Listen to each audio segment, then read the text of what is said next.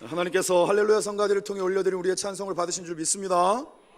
물론 늘 할렐루야 성가대의 찬송이 늘 은혜가 됩니다. 그럼에도 불구하고 오늘은 제가 이게 딱 뒤에 앉아 있는데 항상 저는 뒷모습만 보거든요.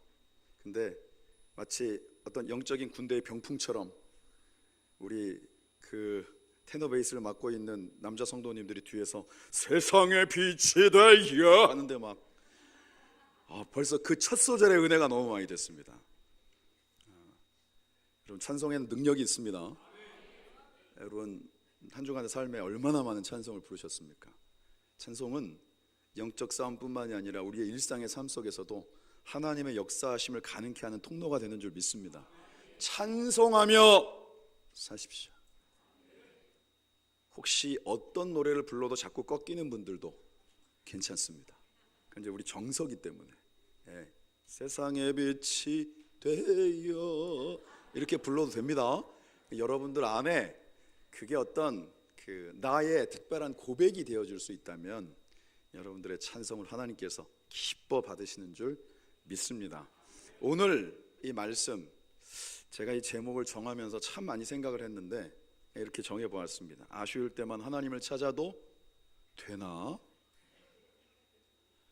이 질문에 대한 답을 우리가 함께 말씀을 나누는 중에 말씀을 통하여서 얻을 수 있기를 주님의 이름으로 부탁드립니다. 역사적인 배경을 좀 알아야 됩니다. 왜냐하면 사실은 성경은 팩트에 근거한 역사적인 사건, 하나님의 개입하심에 대한 부분들이 쭉 기록되어져 있는데 특별히 열왕기는 그 가운데도 역사서 중에 또 핵심이죠. 그런데 이 열왕기다라고 하는 말처럼 왕들의 기록이 있다라는 건 하나의 나라가 있었다라는 뜻인데 이때 당시의 상황들은 뭐냐면 원래 하나였던 이스라엘 나라가 솔로몬 다음에 르호보암 왕 때에 둘로 갈라지게 됩니다. 그래서 10지파가 위에 북이스라엘로, 그리고 나머지가 바로 남쪽 유다로 남게 되는 거죠. 그리고 그 가운데에서 지금 우리가 읽은 말씀은 북이스라엘로 놓고 보면 거의 8, 9대, 7, 8대 이 정도가 흐르고 난 다음이니까 꽤나 많이 흐르고 난 다음의 일입니다. 그래서 오늘 말씀 속에는 왕들의 이름이 나옵니다. 1절, 그러니까 맨 앞에 3장 1절에 보면 유다의 여호사밧 왕 18째 해, 이것은 남유다의 왕을 가리키는 거예요. 그때 당시의 왕이 남유다에는 여호사밧이었다. 그런데 아합의 아들 여호람이, 아합은 바로 북이스라엘의 왕인데 아주 명성이 자자합니다. 뭘로? 나쁜 걸로. 그런데다 또 부창부수라, 아합 그 왕비였던 이세벨이 또 당대의 여걸입니다. 나쁜 걸로. 그래서 그 아합 왕의 아들 여호람이 이때는 북이스라엘의 왕이었어요. 그러니까 좀 나름의 이 왕조의 가족사가 있습니다. 원래 아합 다음에 첫 번째는 아하시아라고 하는 아들이 왕이 됐어요. 여호람한테는 형이 되는 거죠. 그런데 여차저차하고 이차저차해서 사실은 난간에서 떨어져서 큰 부상을 입고 그 와중에 자기 병을 고쳐보겠다고 이방의 신에게 비는 이런 과정들을 통해서 굉장히 비참한 죽음을 당하는 왕이 바로 아하시아라고 여기 여호람의 형이었어요. 그리고 그 다음에 뒤를 이어서 이 동생이 왕이 된 거였는데 당시의 상황 가운데 아직까지 그래도 북이스라엘보다 영향력이 좀 저조했던 주변의 나라들 가운데 모압이 조공 아시죠 여러분? 나라에 대해서 어떻게든 우리 좀 보호해주고 싸우지 말자 그러면서 바치는 것들을 쭉 바쳐오다가 왠지 좀 북이스라엘이 기우는 것 같으니까 그걸 안 보냈어요. 원래 나라와 나라의 관계는 그렇습니다. 우리 가운데 뭔가 아주 특별하고 굉장하고 어마어마한 의리는 그것은 하나님의 약속을 통하여서 이루어지는 것 외에는 언제든지 바뀔 수 있는 거예요. 그것은 시대와 역사가 그것을 우리에게 얘기해 줍니다. 그런데 아무튼 그래서 이 여호람이 이래서는 안 되겠다, 어떻게든 이 모압을 홍군형을 내주고 우리가 나름대로 위상을 찾아야 되겠다. 근데 혼자는 역부족인 것 같아서 남유다의 왕 여호사밧에게 손을 내밉니다. 우리 원래 형제였지 않냐. 좀 오래되긴 했지만 지금 이 모압이 우리를 업수히 여기는 건 결국 너희를 업수히 여겨야 될 거다. 그래 같이 싸우자. 그런데 선뜻 또 그 손을 잡아요. 그래가지고 같이 움직이면서 중간 과정에 있었던 에돔이라고 하는 지역에서 그 에돔까지 합류해서 총 세 나라의 왕이 연합군을 만들고 이 모압과의 싸움을 준비하게 됐는데, 성경의 말씀은 중간에 뭐라고 얘기하고 있냐면 9절의 말씀에 이스라엘 왕과 유다 왕과 에돔 왕이 가더니 길을 둘러간 지 7일에 군사와 따라가는 가축을 먹일 물이 없었어요. 이게 사실 그 전쟁터에서의 식수라고 하는 건 너무너무 중요한 거예요. 식량 이상의 의미가 있다는 거죠. 더군다나 이 지역 가운데서는 더 그 어떤 가치가 더 중요한 것인데 먹을 물이 없으니까 벌써 병사들의 사기가 떨어지기 시작하고 낙오하는 이들이 생기니까 여기에서 이제 막 두려움이 온 거죠. 그래서 북이스라엘의 왕은 걱정했어요. 이제 우리 이렇게 해서 결국 죽나? 세 왕이 같이 동행하다가 하나님의 손에 죽는가? 막 이렇게 얘기를 하는 것이죠. 그때 남유다의 왕이었던 여호사밧이 얘기합니다. 혹시 이런 위기의 때 가장 어렵다라고 생각하는, 막상 우리가 해결할 수 없는 상황과 순간 가운데 나라의 일을 물을 만한 그런 선지자, 하나님의 사람이 여기 있습니까? 네, 여러분, 이게 그냥 나온 게 아니에요. 원래 여호사밧이라고 하는 왕은 그래도 남유다에서 어떻게든 신앙을 지켜보려고 우상들을 철폐하고 그것을 제도화하는 데에 나름대로 열심히 했던, 물론 그럼에도 불구하고 따라주지 않는 여러 가지 상황들로 인하여서 많은 부분들이 어긋났지만 그래도 그 중심을 잡아보려고 했던 왕인데, 그의 잘못된 판단은 하나님의 뜻을 묻지 않고 어쨌거나 간에 여기 지금 북이스라엘 왕하고 손잡은 거죠. 근데 다시 정신이 번쩍 난 거예요. 그렇다면 하나님 앞에 물어보자. 지금 이 상황을 우리가 어떻게 헤쳐나갈 수 있는지에 대해서. 그래서 여차저차하여 엘리야의 그 대를 잇는 엘리사라고 하는 선지자가 있으니 그를 불러서 물어봅시다. 근데 사실 북이스라엘 왕은 좀 찜찜했어요. 왜냐? 오면 맨날 뭐라 그러니까. 여러분, 옆에 와서 맨날 뭐라 그러는 사람, 흔히 말하듯이 자기가 느낄 때 지적질하는 사람 누가 좋아하겠습니까? 그래가지고 웬만하면 안 불렀거든요. 그런데 상황이 너무 위급하니, 그리고 같이 동맹을 맺은 왕이 요청을 하니 엘리사를 찾아가게 된 거죠. 그런데 엘리사가 성질이 어마무지하죠. 왜 찾아왔냐? 지금껏 맘대로 하다가, 북이스라엘 왕을 두고 하는 얘기예요. 그래서 당신의 어머니, 당신의 아버지가 섬기던 선지자들한테 가가지고 물어봐라. 난 당신하고 볼 일 없다. 딱 이랬어요. 그런데 그 세 왕이 있는 중에 유다의 왕으로 여호사밧이 와 있는 걸 보고, 성경에 사실 이런 내용이 나온다는 게 여러분 읽어보면 굉장히 드라마틱합니다. 사실 당신하고는 볼 일 없다. 그런데 남유다의 왕 여호사밧이 여기에 있기 때문에 그 여호사밧을 봄으로 내가 얘기를 한번 들어볼란다. 그 내용이 14절입니다. 엘리사가 이르되 내가 섬기는 만군의 여호와께서 살아계심을 두고 맹세하노니 내가 만일 유다의 왕 여호사밧의 얼굴을 보지 않았더라면 그 앞에서 당신을 향하지도 아니하고 보지도 아니하였으리다. 가만히 보면 영적인 일이 맨날 엄청나게 큰 대의만 갖고 움직이는 건 아닌 거예요. 우리 가운데 누군가 한 사람이 하나님 앞에 정말 깨어있기를 원하고, 그래도 늘 우리는 실수하고 늘 시행착오를 겪고 잘못된 판단들을 하지만 그 가운데 돌이켜서 하나님의 뜻 가운데 서기를 원하는 이가 자신도 살리고 공동체도 살리고 가족도 살리고 교회도 살리고 나라도 살린다라는 거예요.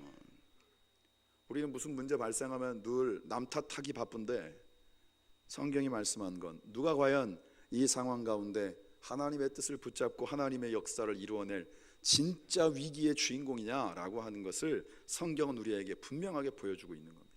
근데 아주 특이한 장면이 나와요. 뭐냐면 검은 고 타는 사람을 불러주시오. 검은 고를 탄다. 악기를 연주한다라는 거예요. 피아노를, 기타를, 이렇게 악기를 연주하도록 하고. 근데 성경의 말씀은 뭐라고 얘기하고 있냐면 그 검은 고를 타는 자가 검은 고를 탈 때에 15절이죠. 여호와의 손이 엘리사 위에 있었다. 그건 뭐냐면 성령이 임했다라는 뜻이에요. 여러분, 우리가 아까 찬송했죠? 우리가 찬송을 여러분들이 느끼셨는지 모르지만 지난주와 똑같은 세 곡 다 같은 콘티로, 그 중에 두 곡은 벌써 몇 주째 계속 부르고 있습니다. 자주 부르니까 안 좋습니까? 원하고 바라고 기도합니다. 하나님의 꿈이 나의 비전이 되고 내 안에 감히 그럴 수 있을까 하는데 예수님을 내 안에 담아 감히 그 예수님의 인격을 닮아가기를 원하고 성령의 능력을 날마다 입기를 원하는 그 소원함이 가사에 담겨 있단 말이에요. 근데 여기도 마찬가지예요. 그 검은 고를 타고 찬양이 울려 퍼지는데 성령이 임하는 거예요. 여러분, 저는 뒷모습만 보고도 할렐루야 성가대의 뒷모습만 보고도 은혜가 되던데, 찬송에는 능력이 있는 줄 믿습니다. 여러분, 찬송은 그냥 항상 제가 길교에서 21년째 사역을 하면서 제일 처음에 전도사로서 사역을 시작하기 전에 찬양 인도를 먼저 했었거든요. 근데 처음 했던 말입니다. 찬송엔 준비 찬송이 없습니다. 찬송은 예배입니다. 찬송은 기도입니다. 찬송은 우리의 고백입니다. 찬송은 하나님의 역사하심에 대한 확신이고 선포입니다. 그러니까 여러분들 찬송하는 삶이 되시길 바랍니다. 나는 마이크 아니고 에코 안 들어가고 미러볼 안 들어가면 절대로 노래를 안 불러 이러지 마시고, 그건 하나님하고는 아무 상관이 없는 일입니다. 우리에게 주어지는 시간 동안에 물론 성가대로 찬양팀으로 찬양을 할 수 있지만 우리의 삶 속에서 여러분들이 하나님 앞에 드리는 누군가에게 들려주기 위한 것이 아니라 하나님 앞에 드리는 나의 찬송이 있기를 주님의 이름으로 축원합니다. 그러면 역사하심이 있는 거예요. 성령의 임재를 경험할 수 있는 거예요. 그리고 난 다음에 그 가운데 성령의 감동함을 통하여서 뭐라고 얘기하느냐? 개천을 팔아. 여러분, 원래 개천은 웬만하면 잘 안 팝니다. 그건 물길이 나는 것이기 때문에 자연스럽게 생겨나는 것인데, 지금 이 상황은 물이라고는 찾아볼 수 없고 7일 동안 물 한 모금 못 먹어가지고 사람들이 바짝바짝 몸만 말라가는 게 아니라 마음도 말라가고 있는 때였는데 개천을 파라니요. 그런데 그냥 개천을 파라고 말씀하지 않고 네가 개천을 파면 어떤 기후적인 징조가 보이지 않는다 할지라도 그 개천 가운데 물이 차고 넘치리라 말씀하는 거야. 그리고 그 말씀 가운데 순종하여 그 개천을 팠고 결론은 뭐냐? 바로 그 파놓은 개천을 향하여서 정말 하나님이 쏟아부으시는 물이 차고도 넘치는 은혜의 역사가 이루어졌더라. 그게 오늘 우리가 읽은 말씀의 내용인 거예요. 여러분, 우리는 신앙생활을 하면서도 내 맘대로 할 때 많습니다. 여러분, 우리가 예배를 드리고 제가 예배의 의미를 말씀드리죠. 우리 강사님은 와가지고 우리 교회의 이 어떤 색깔이 분명히 의미는 이게 예수님의 피를 상징하는 걸 알겠는데 아주 밝은 색으로 하면 어떠냐고 얘기를 하셔가지고 제가 또 뭐 강사님한테 된다 안 된다 얘기하면 또 집회 중인데 좀 그러잖아요. 그래서 그냥 가만히 고개만 끄덕였습니다. 근데 여러분, 의미가 있습니다. 왜냐? 우리가 예배당에 들어서서 하나님을 예배하는 순간 내가 죽고 내 안에 예수 그리스도로 말미암아 내가 다시 사는 것이 예배입니다. 그러니까 내 기준도 있고 내 고집도 있지만 하나님이 내 가운데 말씀하시면 내가 듣겠습니다. 나의 영의 귀를 열어주소서. 우리의 눈이 시력 2.0 안경 하나 없이도 살아가고 있는 너무나도 건강한 시력을 갖고 있지만 영적인 눈이 가리워져서 바울이 사울이었을 때 그 눈에 비늘이 덮여져 있었다라고 얘기한 것처럼 우리의 육의 눈으로만 세상을 바라보고 판단했던 이 모든 비늘들을 거두어 주시고 하나님의 시선으로 나를 보고 세상을 바라볼 수 있는 눈을 주옵소서. 여러분, 그게 예배란 말이에요. 예배. 그러니까 우리의 수없이 많은 시행착오임에도 불구하고 잘못된 선택과 우리의 의지대로 살았던 삶이 있음에도 불구하고 오늘 이 자리에 와서 우리가 말씀을 통해 보았던 것처럼 하나님 주의 음성을 듣기를 원합니다. 주님의 약속의 말씀이 나의 영의 눈에 보여지게 하시고 믿어지게 하시고 그것이 우리의 삶에 또다시 나로 하여금 주님의 사람으로 하나님의 자녀로 일어서서 갈 수 있는 힘이 되게 하옵소서. 바로 그러한 예배를 하나님께서 우리에게 허락하여 주시는 줄 믿습니다. 이제 그러면 그때부터 하나님의 역사가 시작되는 거예요. 그러니까 결론은 이미 나온 거죠. 아쉬울 때만 하나님을 찾아도 되나? 우리가 동방예의지국에 여러분들이 항상 무슨 씨를 얘기할 때 앞에 무슨 파 얘기하잖아요.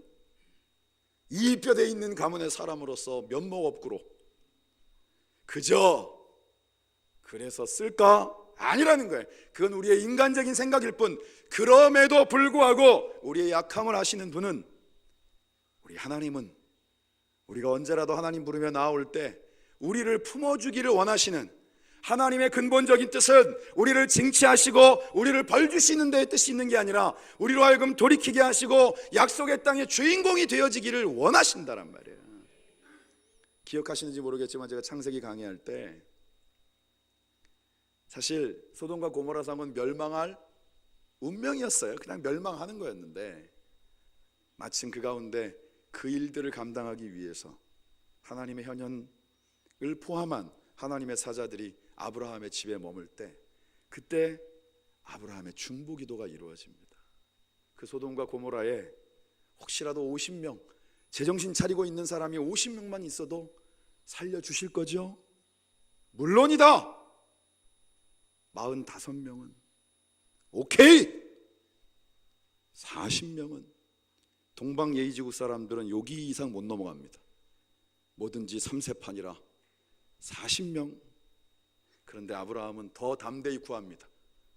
30명은, 20명은, 그리고 6번째 10명만 있어도 하나님 이 땅을 멸망시키지 않고 소돔과 고모라를 살려주실 거죠? 오케이. 여러분, 그게 하나님의 본심인 거예요. 그런데 기도하지 않아요. 우리의 기도가 갖고 있는 능력이 무엇인지를 말씀을 통하여서 아무리 들어도 귀가 열리지 않아요. 기도를 왜 안 할까? 피곤해서? 아닙니다. 기도의 능력을 믿지 않기 때문인 거예요.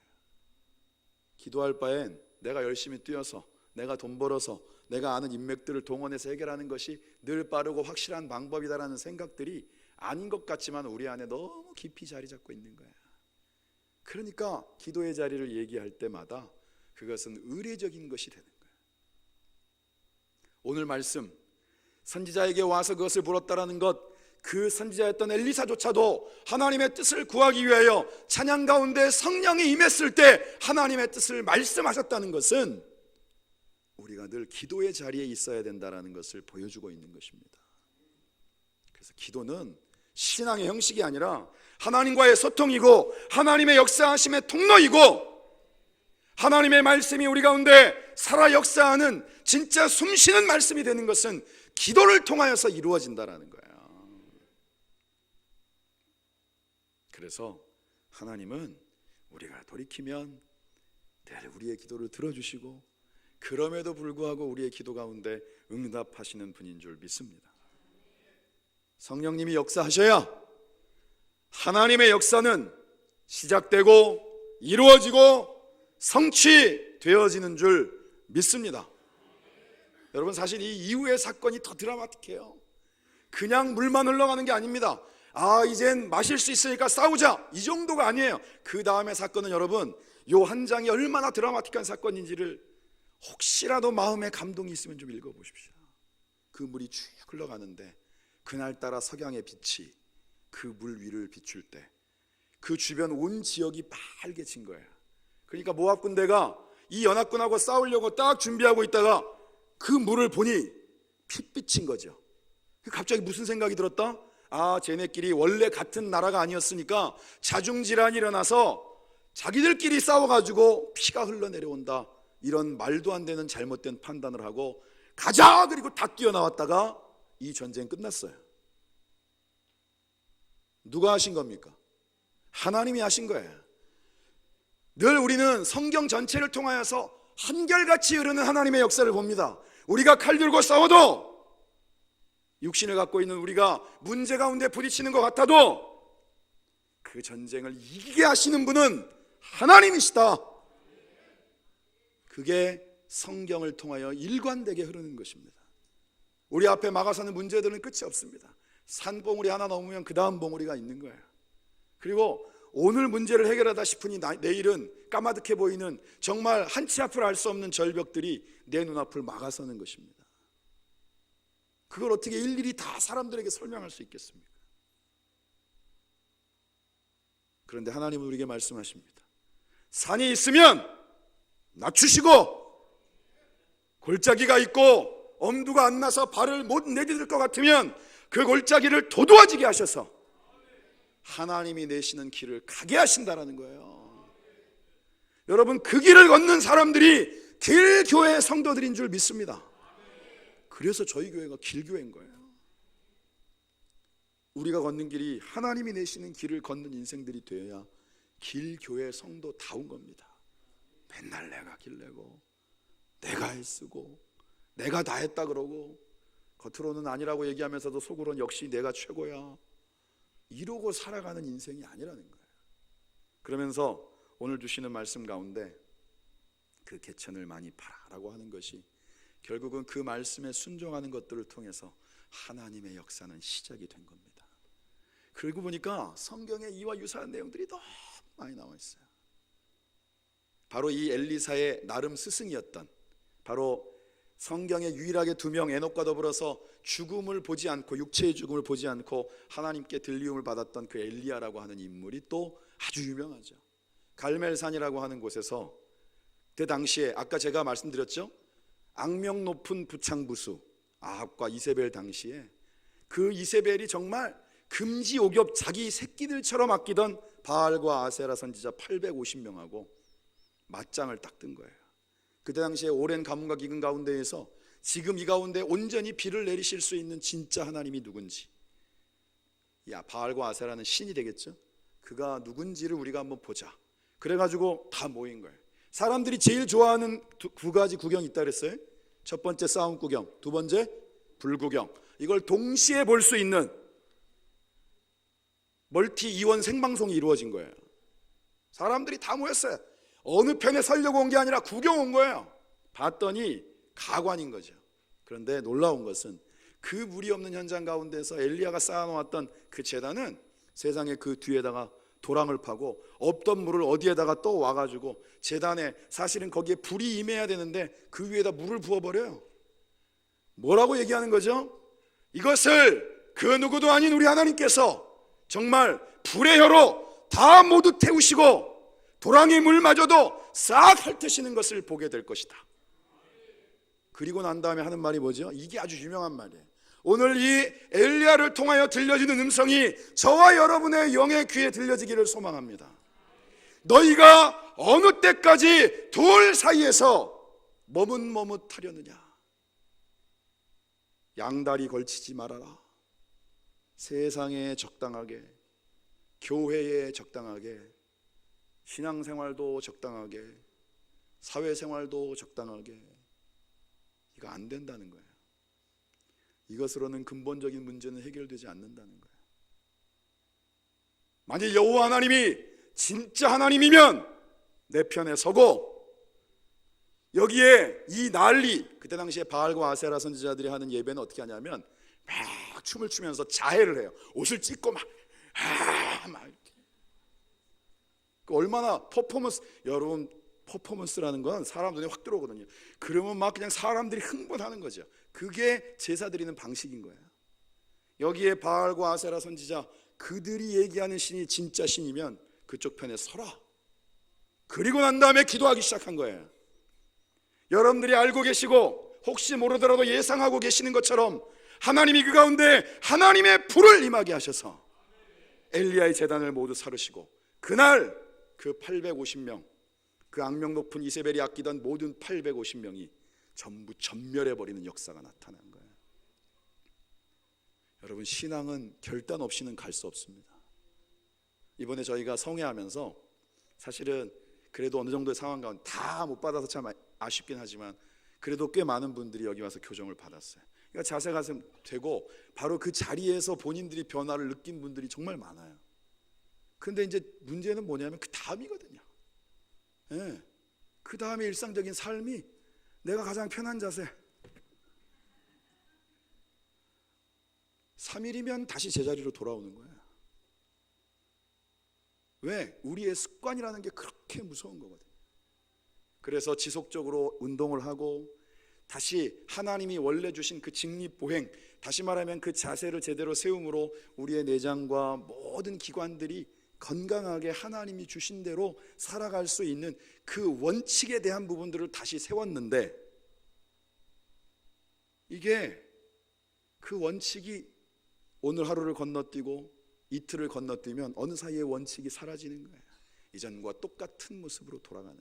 그래서 그때 그래도 교정 받으신 분들은 일부러 시간을 짜고 꼭 나와서 하루에, 일주일 중에 하루라도 정확하게 운동을 하고, 집에서는 매일같이 운동을 하고, 이거를 누차 말씀드리는 거예요.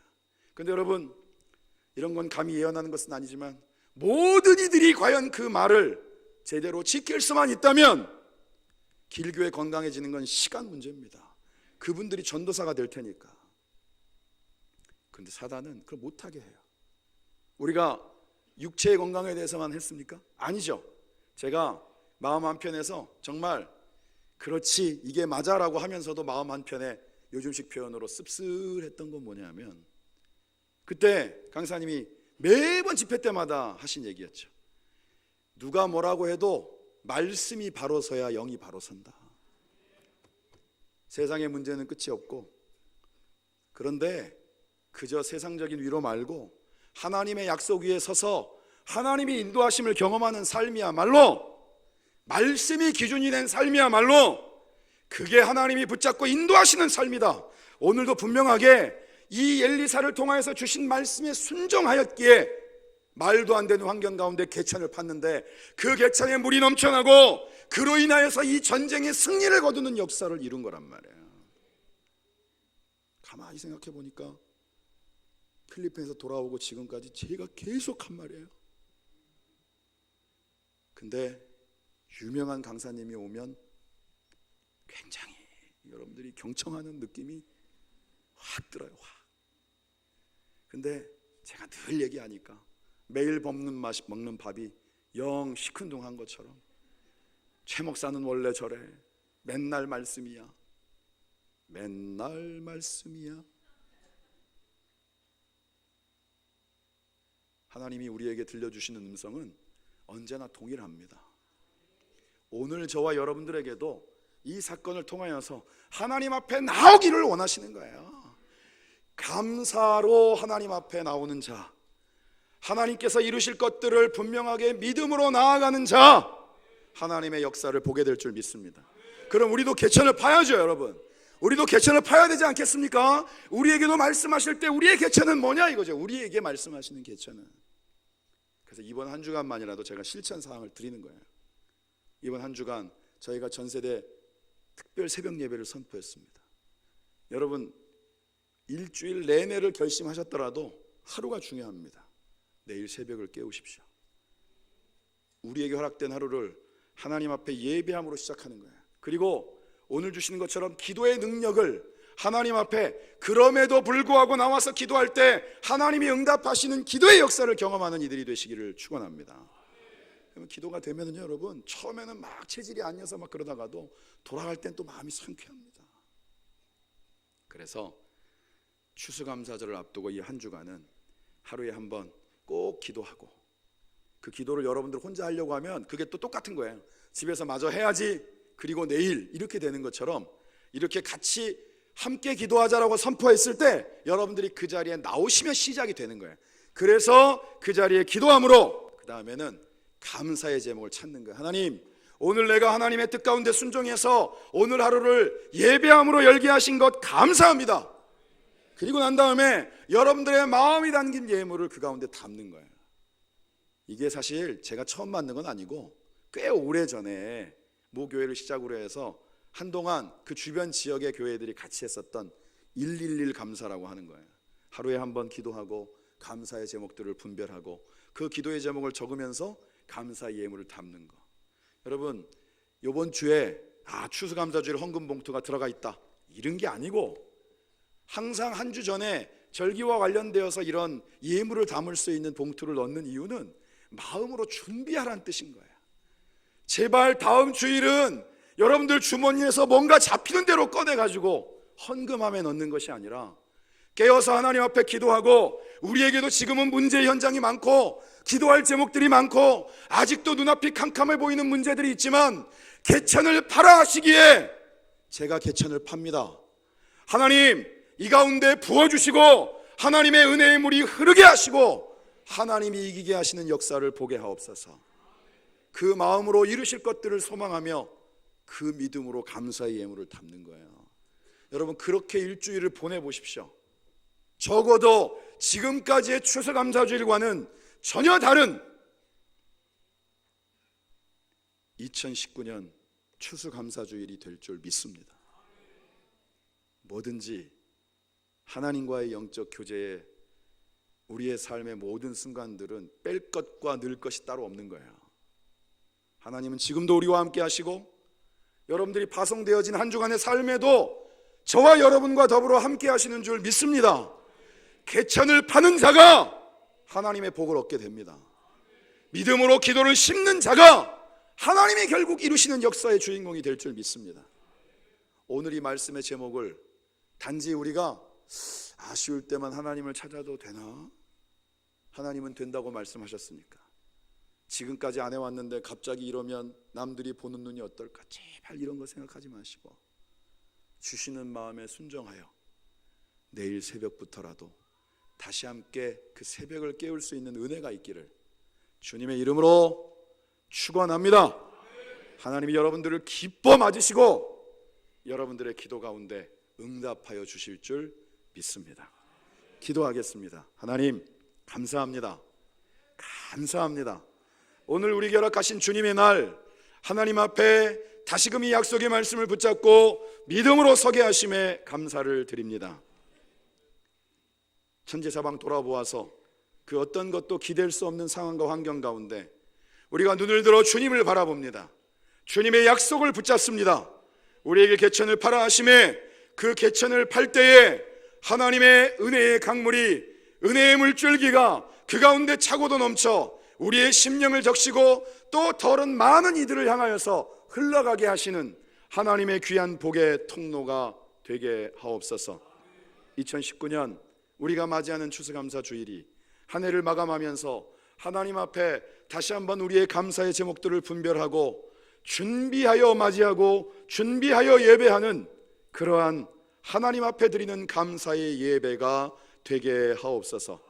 감사와 영광과 찬송을 주님께 돌립니다. 예수님의 거룩하신 이름으로 기도드립니다. 아멘.